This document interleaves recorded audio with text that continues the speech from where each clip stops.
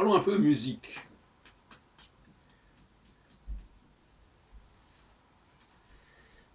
J'aurais tendance à comparer les lames du plancher, d'un plancher en bois.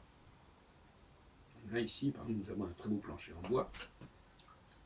Et les touches d'un piano.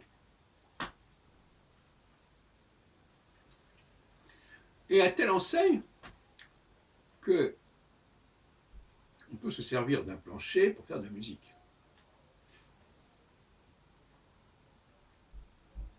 Quand on est allongé, par exemple quand on se réveille, et qu'on est sur un futon, qu'on est au ras du sol, on peut tout simplement s'installer comme ça, eh bien, avec la main, on peut frapper sur le plancher et faire de la musique, sans avoir besoin d'un instrument spécial.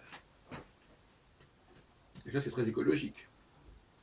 Ne pas avoir besoin de créer un instrument pour cela, mais que les choses soient déjà là comme elles sont. Et qu'il faut les utiliser au mieux. Exploiter au mieux ce qui est, avec les moyens du bord, plutôt que de créer des objets spécialement pour tel et tel objectif. Donc, je propose que très tôt, on s'amuse à faire de la musique en étant étendu sur un grand parquet et que l'enfant, je tiens beaucoup à l'éveil de l'enfant, l'enfant montre ses talents musicaux en frappant, étendu donc, en frappant sur le parquet. Il peut frapper sur le parquet directement ou il peut frapper sur un tapis en plastique qui ne bouge pas. Que les tapis, souvent, quand on tape dessus, m'importe.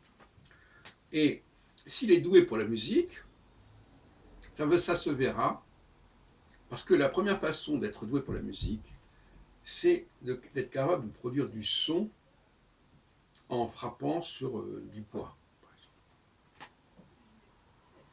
Parce qu'il y a ce qu'on appelle la mémoire cinétique, c'est-à-dire que l'on n'a pas besoin de touches pour savoir ce qu'on fait. Il faut revenir, il faut rejouer. Tout ça, ça peut si on est doué, on peut se débrouiller comme ça.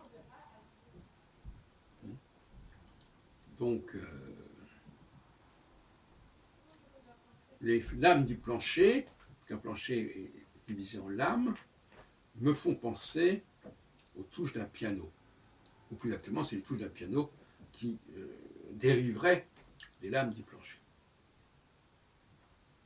C'est pour ça que le piano n'est pas un instrument comme les autres. Et à la limite, on pourrait très bien se passer du piano. Un bon pianiste peut jouer, peut faire des percussions, pas de problème.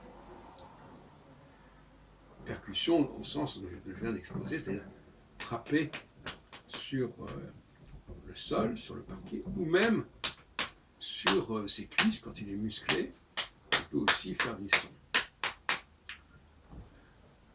Et par conséquent, pour moi, il y a cette musique qui est directement ancrée sur des objets qui n'ont pas vocation musicale, comme la cuisse, comme le parquet, et les musiciens qui ont besoin de quelque chose qui soit conçu pour cela, que ce soit un saxophone, que ce soit un violon, et qui n'ont pas d'autres usages que musical. Ce n'est pas le cas des percussions, parce que les percussions, c'est toujours façon d'utiliser un objet qui a une autre fonction que musicale.